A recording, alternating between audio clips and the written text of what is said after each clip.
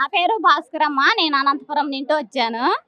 ఇక్కడ అరేంజ్‌మెంట్ అంతా బాగా అరేంజ్‌మెంట్ చేసినారు. బాగా అకాడమీ గాని, ఎవరికీ ఇబ్బంది లేకోకుండా, ఏ ఇబ్బంది పడుకోకుండా వాళ్ళు ఎంత క్రేజ్‌గా తీసుకుంటుండారంటే అంత బాగా తీసుకుంటుండారు.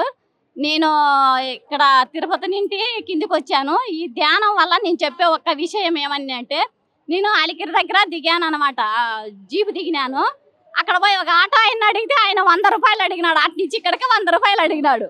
ఇదేంద్రా అంటున్నాను చెప్పి వెనక్కొచ్చాను. ఆడ ఒక పోలీస్ ఆయన్ని అడిగాను. అమ్మ అక్కడికి తగ్గులేకపోయి మామూలు సేరాటోలు పోతుంటాయి పో అంటున్నాను చెప్తే ఆయన వచ్చి అడిగితే ఆయన 60 అడిగాడు. నేను రూ. 50 ఇస్తానని.